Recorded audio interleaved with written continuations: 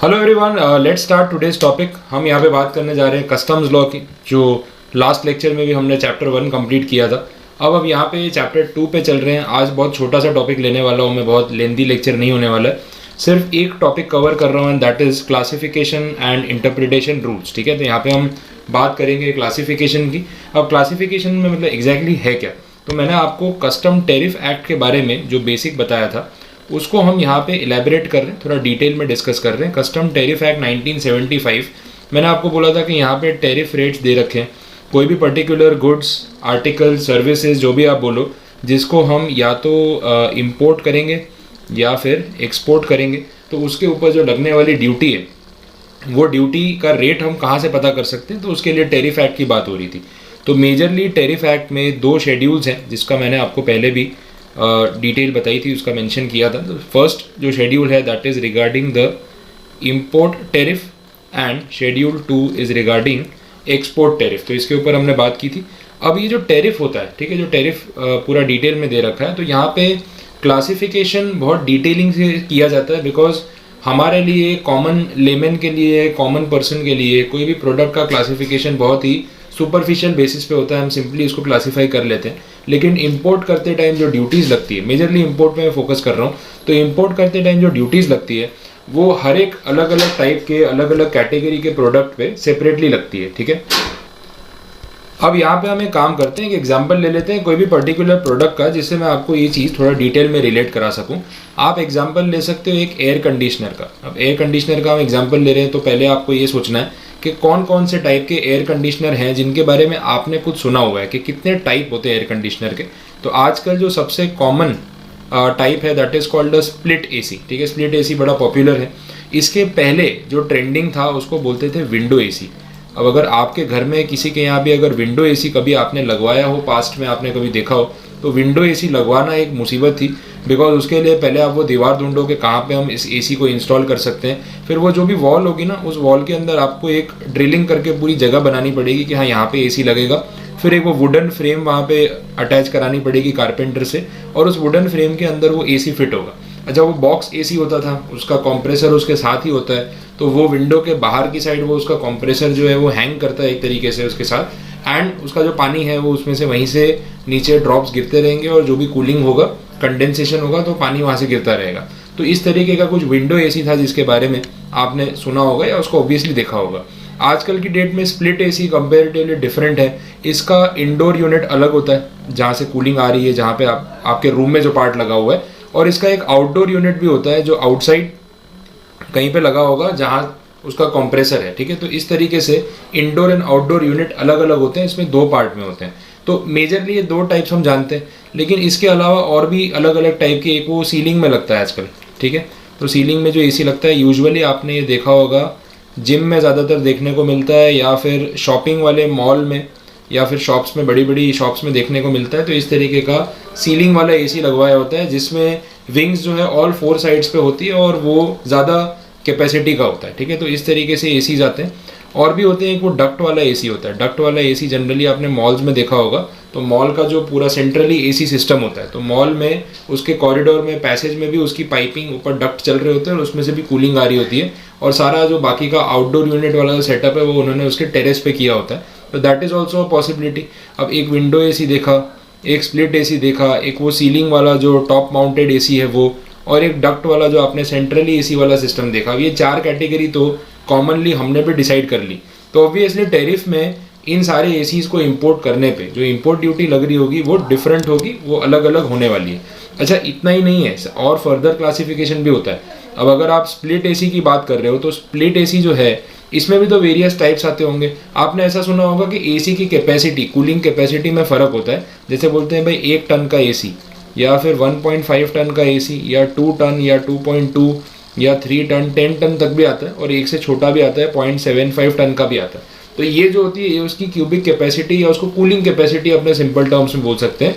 तो जितना ये टन कैपेसिटी ज़्यादा होगी, उतना कूलिंग वो ज़्यादा कर सकता है। अब जितना एरिया कवर करना है कूलिंग के लिए, उस हिसाब से सजेस्ट किया जाता है कि कितने टन का एसी आपको लेना चाहिए। छोटा एरिया है तो 0.75, जैसे कैबिन है, ऑफिस है, ऐसा कुछ है, या एक छोटा सा रूम है तो 1 टन भी इनफ है। थोड़ा बड़ा एरिया हो, आपका ड्राइंग रूम हो या बड़ा बेडरूम हो तो 1.5 ton is more than enough. उससे ज़्यादा अगर एरिया है कमर्शियल में तो फिर आप बड़ी कैपेसिटी पे जा सकते हो।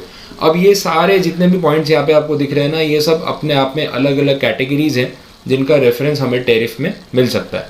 और भी चीज़ें होती हैं एसी में, जैसे स्टार रेटिंग, आपने सुना होगा ना स्टार रेटिंग, या आपके यहाँ अगर कोई आसपास एसी है तो आप उस पर देख सकते हैं कैसे स्टार रेटिंग बना होता है, इस तरीके से डिज़ाइन बनाया होता है और उसके अंदर स्टार बने होते हैं, और जितने स्टार्स होते हैं ना उतना पोर्शन उन्होंने हाईलाइट किया होता है। सपोज 3 स्टार है तो इसको रेड कलर में हाईलाइट किया होगा। तो ये जो स्टार रेटिंग है ये क्या बताता है, ये एनर्जी एफिशिएंसी बताता है कि वो कितना पावर कंज्यूम करता है।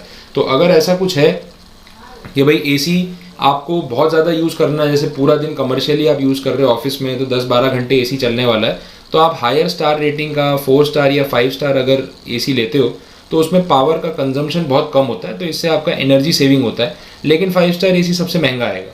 आप 4 स्टार लोगे तो उससे कंपैरिजन में वो सस्ता आएगा, पावर थोड़ा ज़्यादा कंज्यूम करेगा लेकिन पैसे कम होंगे। 3 स्टार में फिर उसी ट्रेंड पे चलता रहेगा। तो ये भी सारी कैपेसिटीज़ हैं अलग अलग, और उसको हम अलग अलग कैटेगरीज में काउंट कर सकते हैं जब हम टैरिफ की बात कर रहे हैं और इम्पोर्ट्स की बात कर रहे हैं। अब 1 टन का एसी 3 स्टार, 1 टन का एसी 4 स्टार, 2 टन का एसी 5 स्टार, 2 टन का एसी 3 स्टार, ये सब अलग अलग कैटेगरीज हैं और उनके हिसाब से ड्यूटी के जो रेट हैं उसमें वेरिएशन आने का पूरा चांस रहेगा। तो टैरिफ में इन सबको स्पेसिफिकली क्लासीफाई किया होगा। और भी कुछ बाइफर्केशन मैं आपको बताता हूँ। आज तक आपने एसी के बारे में इतना नहीं सोचा होगा कि इतनी वैरायटी आती है। एक इन्वर्टर वाला एसी आता है, मैंने खुद यहाँ पे क्लास पे जो मेरे एसी लगाया हुआ है बड़ा वाला, दैट इज़ इन्वर्टर एसी। तो इन्वर्टर एसी में ये है कि वो और ज़्यादा पावर सेवर होता है बिकॉज उसके अंदर इन्वर्टर टेक्नोलॉजी स्टार्ट होगा तब वो पावर कंज्यूम करेगा, अंदर का इन्वर्टर सिस्टम चार्ज हो जाएगा एंड देन आगे जो एसी चलेगा ना वो इन्वर्टर के पावर से चलेगा। तो कहीं ना कहीं पावर जो है वो कंपेरेटिवली बहुत कम कंज्यूम होता है as compared to the other normal air conditioners. तो ये भी एक फैसिलिटी हो गई ना, इन्वर्टर वाला एसी एंड नॉन इन्वर्टर वाला एसी वो भी होता है। इसके बाद और भी फीचर्स आते हैं आजकल, तो वाईफाई वाले एसी भी आते हैं। आप कहीं पे बैठ के अपने मोबाइल फ़ोन में एप्लीकेशन के थ्रू एसी को ऑन कर सकते हो, ये फैसिलिटी भी है। तो ये सबके बेसिस पे सेपरेट क्लासिफिकेशन होना कम्प्लीटली पॉसिबल है और टैरिफ में ऐसा ही होता है। अब टैरिफ की अगर मैं बात कर रहा हूँ कि उसमें क्लासिफिकेशन या जो डिवीजन है वो किस तरीके से हो रहा है, तो बोला टैरिफ के अंदर ना HSN कोडिंग या HSN का जो सिस्टम है वो फॉलो किया जाता है। HSN सिस्टम का फुल फॉर्म होता है हार्मोनाइज्ड सिस्टम ऑफ नोमेनक्लेचर। ये आप लिख के भी रख सकते हैं, ये नेमिंग सिस्टम है जो इंटरनेशनल लेवल पे यूज़ होता है, harmonised system of nomenclature. Nomenclature मतलब किसी भी चीज़ का नाम रखने का एक तरीका, ठीक है। अच्छा, अब इसमें ऐसा किया है इन्होंने, टैरिफ में जो क्लासिफिकेशन किया है, सबसे पहले कुछ चैप्टर्स होते हैं, चैप्टर्स के अंदर होती है हेडिंग, ये सब क्लासिफिकेशन बता रहा हूँ या बाइफर्केशन। हेडिंग के बाद आगे अगर आप इसका डिवीजन करोगे तो उसमें होता है सब हेडिंग, और सब हेडिंग के बाद फर्दर क्लासिफिकेशन होता है इनटू टैरिफ आइटम। तो ये कैटेगराइजेशन बता रहा हूँ, ये कैटेगरी, ये उसकी सब कैटेगरी, ये उसकी सब कैटेगरी, और ये उसके बाद नेक्स्ट सब कैटेगरी। अब हर एक कैटेगरी को 2 डिजिट्स का कोड नंबर दिया हुआ है। जैसे ये जो चैप्टर है ये भी 0 to 99 तक जा सकता है, 2 डिजिट्स जो हैं वो इसके लिए होंगे। जैसे मैं कुछ एग्जांपल ले लेता हूँ, सपोज चैप्टर नंबर 61, फिर हेडिंग के लिए भी 2 डिजिट्स होंगे, सपोज 17, सब हेडिंग के लिए भी 2 डिजिट्स रख लेते हैं, सपोज 15, और टैरिफ आइटम के लिए हम 2 डिजिट्स रख लेते हैं, दैट इज सपोज 02। तो ये जो पूरा कोड नंबर बनेगा ना, जो HSN कोड नंबर बनेगा वो कुछ इस तरीके से दिखेगा, 611715 एंड 02। अब ये आपको दिख रहा है 8 डिजिट का एक कोड नंबर। अब ये जो 8 डिजिट का कोड नंबर है इसमें पहले 2 डिजिट्स चैप्टर नंबर को रिलेट करते हैं, दूसरे 2 डिजिट्स हेडिंग को, तीसरे सब हेडिंग को और बाकी के टैरिफ आइटम को। तो इस 8 डिजिट कोड नंबर के बेसिस पे उस पर्टिकुलर प्रोडक्ट का या सर्विस का लोकेशन ढूंढना टैरिफ में इजीली पॉसिबल होगा कि हाँ भाई पहले चैप्टर नंबर 61 में जाओ, फिर उसमें देखो हेडिंग नंबर 17, फिर उसमें देखो सब heading 15 and then tariff item number 2। तो आपको पूरा जो एड्रेस है उसका वो मिल जाएगा कि हाँ भाई ये प्रोडक्ट यहाँ पे लोकेटेड है। तो वो चीज़ हम यहाँ पे आराम से फॉलो कर सकते हैं। तो आई होप ये चीज़ आपको समझ आई होगी कि कोडिंग कैसे होता है। आगे कुछ एग्जाम्पल्स में मैं आपको इसके बारे में चीज़ें समझाऊंगा। तो ये तो हो गई क्लासिफिकेशन की बात। अब हम यहाँ पे क्या पढ़ रहे हैं, तो यहाँ पे बात हो रही है इंटरप्रिटेशन की रूल्स की। जैसे अगर आपको ध्यान हो तो जो ज्यूरिस्प्रूडेंस का अपना सब्जेक्ट था उसमें एक चैप्टर था इंटरप्रिटेशन ऑफ स्टैच्यूज करके, ध्यान होगा। तो इंटरप्रिटेशन ऑफ स्टैच्यूज मतलब स्टैच्यू का मतलब कोई भी एक्ट और उसमें जो कुछ लिखा है उसको इंटरप्रेट करने का एक स्टैंडर्ड तरीका। तो सेम चीज़ यहाँ पे बोली है कि अगर टैरिफ को आपको इंटरप्रेट करना है, उसका सही मतलब निकालना है, तो टैरिफ का सही मतलब निकालने के लिए भी आपके पास कुछ रूल्स अवेलेबल हैं, ठीक है। तो अब ये जो इंटरप्रिटेशन के रूल्स हैं वो हम यहाँ पे सीखने वाले हैं। पहली चीज़ तो ये है कि ये रूल्स तभी फॉलो करने हैं जब आपको क्लासिफिकेशन में कोई कन्फ्यूजन लग रहा है, कोई प्रॉब्लम आ रही है। अगर सीधा सीधा आपका इंपोर्ट किया हुआ प्रोडक्ट आपको मिल रहा है और अवेलेबल है, टैरिफ आइटम में दिख ही रहा है, तो आपको ये रूल्स को कंपल्सरीली पढ़ के उसको अप्लाई करना ही है, ऐसा कोई भी कंपल्शन यहाँ पे नहीं। तो वो चीज़ पहले ही क्लियर हो रही। तो चलिए ये इंटरप्रिटेशन रूल्स देख लेते हैं जो आपकी हेल्प के लिए। सबसे पहला रूल 1 वही बात बोल रहा है जो मैंने आपको बोली कि अगर कोई एम्बिग्यूटी है, एम्बिग्यूटी का मतलब कोई कन्फ्यूजन है, कोई अनसर्टेनिटी है, तो उसी सिचुएशन में आपको रूल 1 ये बता रहा है कि आप आगे के रूल्स को फॉलो करो। अगर आपको डायरेक्टली आपका इंपोर्ट किया या एक्सपोर्ट किया प्रोडक्ट टैरिफ में मिल ही रहा है तो फिर ये रूल्स की कोई रिक्वायरमेंट नहीं रहेगी। तो ये पॉइंट हो गया एक। इसके बाद हम बात कर रहे हैं रूल नंबर 2, जहाँ से कुछ स्पेसिफिक बातें शुरू हो रही है। अब बहुत छोटा सा टॉपिक है, आप देख सकते हो रूल 2 से लेके यहाँ रूल 6 तक जा रहा है और मैं इसी टॉपिक पे आज फोकस कर रहा हूँ। और इसके अंदर जो कंटेंट दिया हुआ है मैंने हर एक पॉइंट में एक लेजिबल एग्जाम्पल रखा है जिसको रीड करके आपको आराम से समझ में आ जाएगा इसका मतलब क्या है। और फिर थियरी आप अपने वर्ड्स में भी मेंशन कर सकते हैं अगर आप फाइनल का सब्जेक्टिव पेपर दे रहे हैं। एमसीक्यू वाले में तो प्रॉब्लम है ही नहीं। चलिए रूल नंबर 2 देख रहे हैं, अनफिनिश्ड आर्टिकल्स एंड मिक्सचर्स। तो सबसे पहले बात हो रही है अनफिनिश्ड आर्टिकल्स की। एग्जाम्पल यहाँ पे इन्होंने दिया है कार का। अब कार के केस में ऐसा है कि जब इसको इम्पोर्ट किया जाता है तो इंपोर्ट करने के लिए अलग अलग स्टेजेस हैं जो, या पॉसिबिलिटीज़ आप बोल सकते हो कि कौन से फॉर्म में हम एक कार को इंपोर्ट कर सकते हैं। तो या तो आप एक कंप्लीट कार, कंप्लीट मतलब एकदम रेडी, बस चाबी लगाई शुरू की और ड्राइव पे निकल गए, उतनी कंप्लीट कंडीशन में कार को आप इंपोर्ट करो। या फिर उसको बोलते हैं सेमी नॉकडाउन, SKD शॉर्ट में बोलते हैं। सेमी नॉकडाउन का मतलब है पार्टली उसको असेंबल किया हुआ है, बाकी की चीज़ें इंडिया में आके असेंबल होंगी। और एक होता है कंप्लीटली नॉकडाउन। कंप्लीटली नॉकडाउन मतलब एकदम पार्ट्स के फॉर्म में आएगी गाड़ी और पूरा जो भी असेंबलिंग करना होगा उसको, सारे पार्ट्स को एक साथ अटैच करके एक कंप्लीट कार में कन्वर्ट करना होगा, वो असेंबलिंग इंडिया में होगा। अब अगर आप पूरी कंप्लीट कार इंपोर्ट करोगे तो उस पर ड्यूटी ज़्यादा होगी, सेमी नॉकडाउन में कंपेरेटिवली कम होगी, और कंप्लीटली नॉकडाउन वाले में उसके और कंपेरिजन में ड्यूटी कम होने वाली। क्योंकि इंडिया या इंडियन गवर्नमेंट ऑब्वियसली प्रेफर करेगी कि जितना भी इंपोर्ट हम कम करें और जितना मैन्युफैक्चरिंग, असेंबलिंग, ये सब चीज़ें इंडिया में हो उतना ज़्यादा अच्छा है। तो ड्यूटी उस हिसाब से लगाई हुई है। अब जैसे यहाँ पे बोला है अनफिनिश्ड आर्टिकल, जैसे कार है तो बोला कार अगर इनकम्प्लीट फॉर्म में भी है, जैसे उसके अंदर टायर नहीं लगे हुए, कोई बात नहीं, सीट नहीं लगी हुई है, कोई बात नहीं, म्यूजिक सिस्टम जो आता है वो नहीं लगा हुआ है, इट इज़ ओके। तो ये सब चीज़ों के बिना भी एक गाड़ी को हम गाड़ी बोल सकते हैं। मेन इम्पॉर्टेंट क्या है, उसका बॉडी, मतलब कार का जो पूरा फ्रेम है और उसका इंजन, अगर इतना भी है तो हम एक आधी अधूरी कार को भी कार की कैटेगरी में क्लासीफाई कर सकते हैं। अब गाड़ी में इंजन ही नहीं है, खाली उसका बॉडी है, फ्रेम है, तो दैट इज़ नॉट कार। फिर तो वो स्टील या मेटल के स्ट्रक्चर में काउंट होगा। जब तक गाड़ी में इंजन नहीं है तब तक हम उसको गाड़ी नहीं बोल सकते। हाँ, सीट, टायर, म्यूजिक सिस्टम, ये सारी चीज़ें एसेसरीज में आती है, तो उसके बिना भी हम एक अनफिनिश्ड कार को कार की कैटेगरी में क्लासीफाई कर सकते हैं। तो मेन प्रोडक्ट के ऊपर ज़्यादा फोकस होता है, ये यहाँ पे उन्होंने आपको एक्सप्लेन किया under the point of unfinished article. ठीक है, तो ये कन्फ्यूजन दूर कर दिया। दूसरा पॉइंट है मिक्सचर्स। मिक्सचर्स में मैं भी एक एग्जांपल देता हूँ, या दूसरा एग्जांपल दिया हुआ है।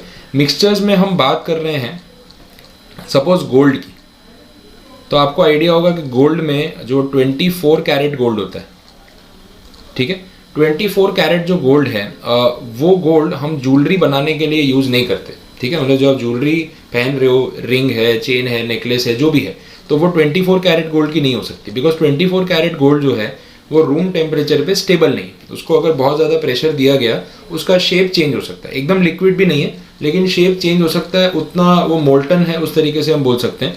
तो ऑब्वियसली ये इनफ नहीं है कि हम 24 कैरेट प्योर गोल्ड को ऑर्नामेंट्स में कन्वर्ट करके यूज़ कर सकें। तो इसमें कुछ ना कुछ इम्प्योरिटी बोलो या मेटल बोलो या फिर कुछ मिक्सचर्स आपको ऐड ऑन करने पड़ेंगे जिससे उसको स्टेबिलिटी मिले। तो हम देखते हैं भाई 22 कैरेट गोल्ड यूज़ होता है, या फिर 18 कैरेट गोल्ड यूज़ होता है, या फिर 16 कैरेट गोल्ड यूज़ होता है। अब इससे भी नीचे जाओगे, 22 कैरेट मतलब इम्प्योरिटी मिनिमम होगी, 18 कैरेट में उससे ज़्यादा होगी, 16 में उससे ज़्यादा होगी। फिर आप बोलोगे यार 5 कैरेट वाला है क्या, तो दुकान वाला बोलेगा सर फिर इसको गोल्ड नहीं बोलेंगे, इसको हम बोलेंगे कि आपने मेटल खरीदा और उसमें थोड़ा सा गोल्ड का वर्क कर दिया, फिर तो वैसी बात हो गई ना। तो ऑब्वियसली गोल्ड अगर मैक्सिमम क्वांटिटी में है, मेजॉरिटी क्वांटिटी में है, तो हम उसको गोल्ड का मिक्सचर बोल सकते हैं। तो बोला अगर गोल्ड का मिक्सचर है तो उसको भी गोल्ड की कैटेगरी में ही क्लासीफाई किया जाएगा, उसको और कोई अलग कैटेगरी में ले जाने की ज़रूरत नहीं। क्लियर ये चीज़। वैसे ही उन्होंने यहाँ पे जो दूसरा एग्जाम्पल दिया है ना, वो रबर का दिया हुआ है। नेचुरल रबर में भी यही सीन है, जब तक आप उसमें थोड़ा बहुत मिक्सचर नहीं करोगे वो स्टेबल नहीं रहेगा, प्रॉपर शेप नहीं लेगा। तो अगर नेचुरल रबर में थोड़ा बहुत सिंथेटिक रबर को मिक्स किया जाए फॉर इट्स स्टेबिलिटी, देन फिर भी वो जो इंपोर्ट किया हुआ प्रोडक्ट है वो नेचुरल रबर की कैटेगरी में ही क्लासीफाई होगा। डन। तो ये आपका रूल 2 यहाँ पे कंप्लीट है। आई होप दोनों एग्जांपल्स आपके समझ में आए होंगे। उसके बाद आगे बढ़ रहे हैं, रूल 3 आ रहा है, classification of goods classifiable under more than 1 heads. यहाँ प्रॉब्लम ये हो रही है कि जो गुड्स हैं वो एक से ज़्यादा कैटेगरी में क्लासीफाई हो रहे हैं और कन्फ्यूजन हो रहा है इसको कहाँ पे क्लासीफाई करें। तो उसके लिए क्या रूल है उसके ऊपर बात कर लेते हैं। सबसे पहला एग्जाम्पल में उन्होंने बोला है मिंट टी। अब चाय आजकल अलग अलग फ्लेवर में आती है, फ्लेवर टी आती है। बोला मिंट टी अगर हमने इंपोर्ट की ना तो क्लासिफिकेशन में देखा तो ऐसा कोई सेपरेट स्पेसिफिक हेड नहीं है मिंट टी या फिर जिंजर टी या लेमन टी, ऐसा कुछ भी नहीं। तो अब क्या करें, आप ही बताओ। मेन प्रोडक्ट यहाँ पे क्या है, टी है या फिर मिंट है? तो ऑब्वियसली आप बोलोगे नहीं सर, मेन प्रोडक्ट तो टी है, उसका एक फ्लेवर है, एक कैटेगरी, एक टाइप है, दैट इज मिंट फ्लेवर। ठीक है, वैसा हो रहा है। तो फिर बोला अगर मिंट टी का स्पेसिफिक क्लासिफिकेशन नहीं है तो हम उसको कहाँ पे क्लासीफाई करेंगे, under the general category of T. समझ में आ गया? तो specific identification of the main product, ये पॉइंट है। वैसे ही सेकंड पॉइंट में भी यही बता रहे हैं, एसेंशियल कैरेक्टर प्रिंसिपल बोल रहे हैं उसको। अब इसमें एग्जांपल और ज़्यादा इंटरेस्टिंग है, आपको जल्दी रिलेट हो जाएगा। जैसे बात हो रही है लीकर गिफ्ट सेट। अब लीकर गिफ्ट सेट में एग्जैक्टली होता क्या है? तो भाई जनरली जो लीकर कंपनीज होती हैं वो लोग क्या करते हैं, बॉटल्स और जो पैकिंग एंड ऑल है वो इतना अट्रैक्टिव बनाते हैं कि लोग उसको देख के पसंद कर ले कि हाँ भाई ये ज़्यादा अच्छा दिख रहा है तो ये खरीद लो। तो लीकर बॉटल में एक बॉटल होगी और एक बॉटल के साथ सपोज 2 ग्लासेस उन्होंने दे दिए। ठीक है, 2 ग्लास का सेट, और इसका ना एक अच्छा सा बॉक्स, एक केस बना देंगे, या तो मेटल का होगा या लेदर का होगा, ऐसा कुछ अच्छे से प्रेजेंट कर देंगे और वो एक बॉक्स पूरा होगा। तो उसमें एक बॉटल है और यहाँ पे 2 ग्लासेस रख दिए, ऐसा एक सेट बना दिया। अब अगर आपने ऐसा सेट इंपोर्ट किया तो बोले यार इसको लीकर में काउंट करें या ग्लास वेयर में काउंट करें? तो आप ही बताओ भाई, अगर लीकर बॉटल है और साथ में 2 ग्लासेस दिए हुए हैं तो मेन इंपॉर्टेंट प्रोडक्ट क्या है? अगर लीकर की बॉटल ले लूँ और आपको सिर्फ ग्लास दे दूँ तो चलेगा?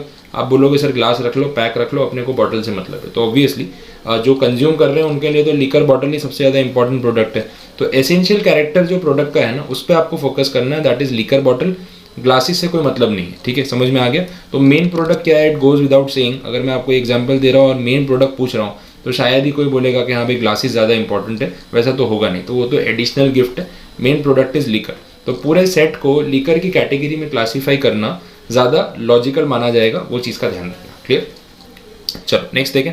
इसके बाद लेटर द बेटर प्रिंसिपल। अब ये ना टाई ब्रेकर जैसा है कि भाई इसमें कोई और ऑप्शन नहीं है, लॉजिकल क्लासिफिकेशन। अब अगेन एक गिफ्ट सेट है। अब गिफ्ट सेट थोड़ा अजीब लगा मुझे तो, सॉक्स और टाई। अब बोले ये कैसा? अब सॉक्स और टाई एक साथ कोई गिफ्ट में देता होगा तो मुझे आइडिया नहीं है, ऐसा गिफ्ट मुझे कभी मिला नहीं है, मैंने कभी दिया भी नहीं।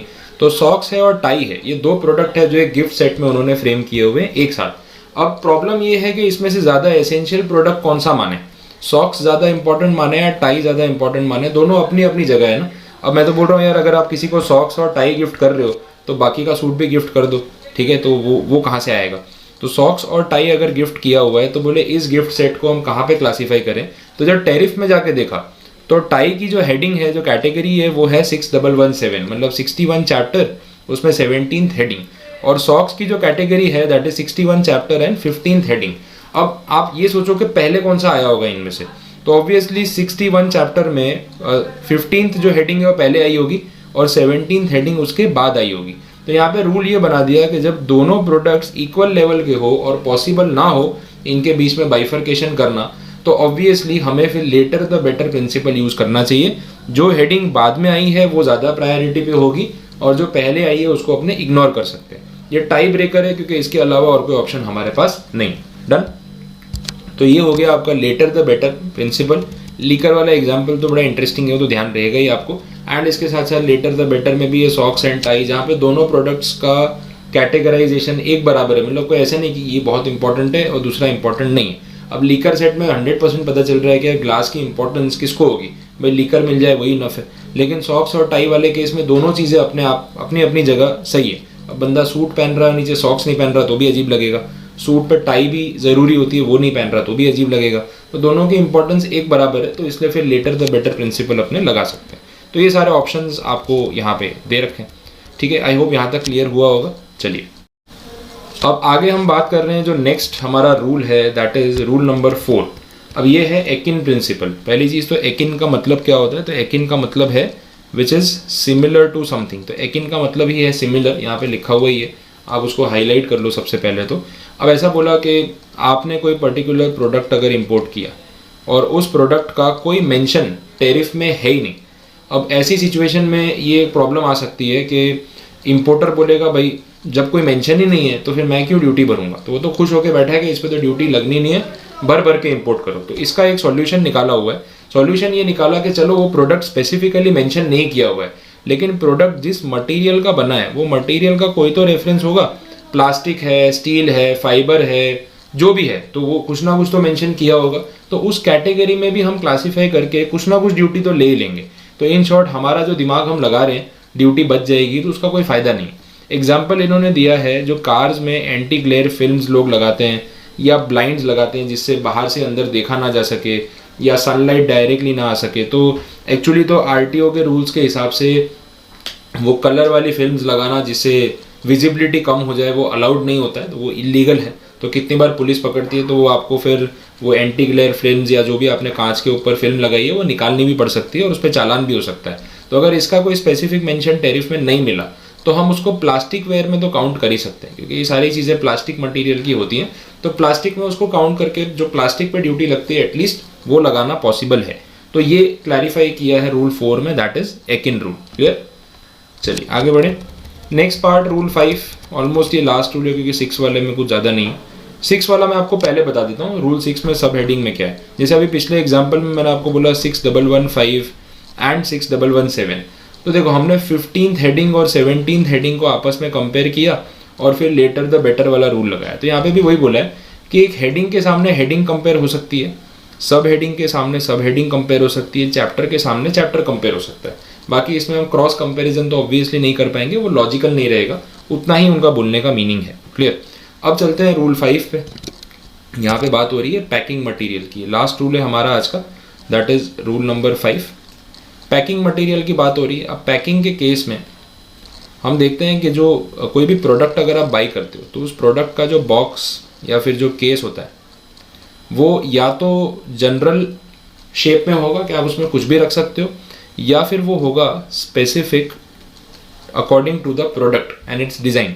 जैसे स्पेसिफिक में अगर आपके कोई माइंड में एग्जांपल आ रहे हो तो आप रिकॉल कर सकते हो ऐसे कौन से प्रोडक्ट्स हैं जिनका पैकिंग या उनका बॉक्स जो है वो प्रोडक्ट के शेप में होता है। तो एक है म्यूजिकल इंस्ट्रूमेंट्स के केस में, ठीक है, जैसे गिटार है, पियानो है, तो उसमें हो सकता है ऐसा, कीबोर्ड में हो सकता है, या फिर जो स्पोर्ट्स इक्विपमेंट्स आते हैं जैसे बैडमिंटन का रैकेट, क्रिकेट का बैट, वो सब चीज़ों में। तो जैसा प्रोडक्ट है उसी शेप में उसका पैकिंग मटेरियल है। फिर वो ज्वेलरी के बॉक्सेस आते हैं तो वो भी ज्वेलरी के अकॉर्डिंग शेप किए होते हैं। तो ये सब जितने भी प्रोडक्ट्स के पैकिंग मटेरियल हैं ये स्पेसिफिक हैं। अब इसमें ऐसा बोला कि अगर सपोज आपने एक गिटार इंपोर्ट कर लिया, तो गिटार जो आपने इंपोर्ट किया 15,000 रुपीज़ का गिटार है। अब गिटार बेचने वाले ने गिटार और उसका जो बॉक्स या केस जो भी आप बोलो वो उसके साथ साथ ही प्रोवाइड किया। यही 15,000 में उसका प्राइस भी इंक्लूडेड है, कोई अलग चार्ज नहीं किया है। तो इंपोर्ट करते टाइम ये जो केस है उसको भी हम गिटार की कैटेगरी में ही काउंट करेंगे। That is not a separate category, it is same as the main product. तो उसका अलग क्लासिफिकेशन नहीं होगा। पूरे 15,000 पे जो ड्यूटी है वो एक साथ लग जाएगी, उतनी ही जितनी मेन प्रोडक्ट पे लगती है, क्योंकि प्रोडक्ट का जो पैकिंग है वो स्पेसिफिक है। Done. On the other hand अगर प्रोडक्ट का पैकिंग जनरल है, जैसे कुछ एग्जांपल मैं आपको इसके लिए भी दे सकता हूँ। एक तो जो आइसक्रीम का बॉक्स आता है दिवाली पे, फेस्टिव सीजन में, वो आइसक्रीम के जो बॉक्स आते हैं ना पार्टी पैक, तो उस पर वो एडवर्टीजमेंट भी वैसी करते हैं कि आप ये अगर बॉक्स या आइसक्रीम का पैक ले रहे हो तो प्लास्टिक का बॉक्स या कांच का बॉक्स या ऐसा वो फ्री मिलेगा। और वो बॉक्स जो है पब्लिक के लिए बड़ा इंपॉर्टेंट होता है, बिकॉज लोग आइसक्रीम वो वाली खरीदते हैं इसलिए, तो वो बॉक्स भी साथ में फ्री मिल जाता है। और बाद में ना उस बॉक्स को अपने स्टोरेज के लिए यूज़ कर सकते हैं। आप अपने घर में देखना वो आइसक्रीम के बॉक्सेस जो होंगे ना वाडीलाल के या हैवमोर के, अमूल के, कोई ना कोई कंपनी के, किसी ना किसी चीज़ को रखने के लिए बाद में यूज़ हो ही रहे होंगे। अब वो तो प्लास्टिक का बॉक्स है, या तो रेक्टेंगल शेप में होगा या स्क्वायर शेप में होगा या थोड़ा ओवल शेप में होगा, आप उसको कैसे भी यूज़ कर सकते हो। तो that is a general packing product. इससे और अच्छा एग्जाम्पल, बचपन से आप बॉर्नवीटा, हॉर्लिक्स, कोई ना कोई ऐसा दूध में मिला के ये ड्रिंक इस टाइप का पी रहे होंगे, ठीक है, जो बोलते हैं हेल्थ के लिए अच्छा होता है या नहीं पता नहीं, लेकिन लोग पीते हैं।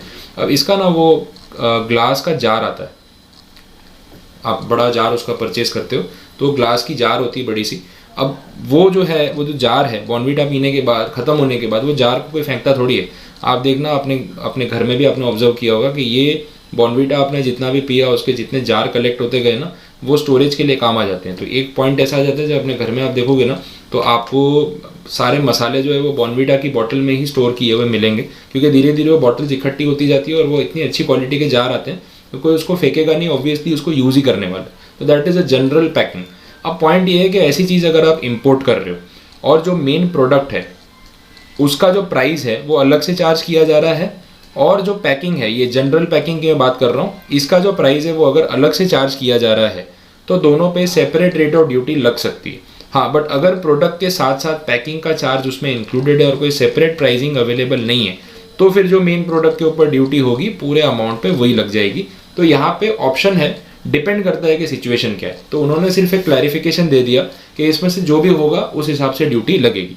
स्पेसिफिक पैकिंग है, मेन प्रोडक्ट के साथ प्राइस में इंक्लूडेड है, तो मेन प्रोडक्ट वाली ड्यूटी ही पूरे अमाउंट पे लगेगी। जनरल पैकिंग है, जो प्रोडक्ट के शेप में ऐसा कुछ स्पेसिफिक नहीं है, तो अगर उसका प्राइसिंग अलग अलग अवेलेबल है तो दोनों पे ड्यूटी सेपरेट रेट्स पे, इंडिविजुअल रेट्स पे लग सकती है। अगर यहाँ पे भी मेन प्रोडक्ट के प्राइस में ही इंक्लूड किया है, अब बॉर्नवीटा इंपोर्ट करोगे तो बॉर्नवीटा का चार्ज अलग, जार का चार्ज अलग, ऐसा तो होगा नहीं। तो आप मेन बॉर्नवीटा के साथ उसी की वैल्यू में उसको इंक्लूड करके उतनी ही ड्यूटी लगा दो तो भी चलेगा। तो ऑप्शन यहाँ पे दोनों हैं। यहाँ सिर्फ क्लैरिफिकेशन दिया है कि जैसा आपके पास डेटा में अवेलेबल हो उस हिसाब से आप उस पर ड्यूटी उतनी लगा सकते हैं। क्लियर? चलिए, तो यहाँ तक आते आते अपना क्लासिफिकेशन वाला टॉपिक कंप्लीट है। अब आगे हम वैल्यूएशन पे बात करेंगे, वो अलग पार्ट है। तो पहले जो मेरा मेन फोकस था वो आपको क्लासिफिकेशन के रूल्स या इंटरप्रिटेशन समझाना था। तो आई होप यहाँ तक आपको समझ में आ गया होगा। इसमें अगर कोई क्वेरी है तो आप नोट डाउन करके रख सकते हैं, फिर अपने सेशंस में डाउट सॉल्विंग में अपने उसका डिस्कशन करके उसको कंप्लीट कर लेंगे। ठीक है, चलिए, till then bye bye everyone, thank you so much for watching the video, और नेक्स्ट लेक्चर में मिलते हैं। Bye bye.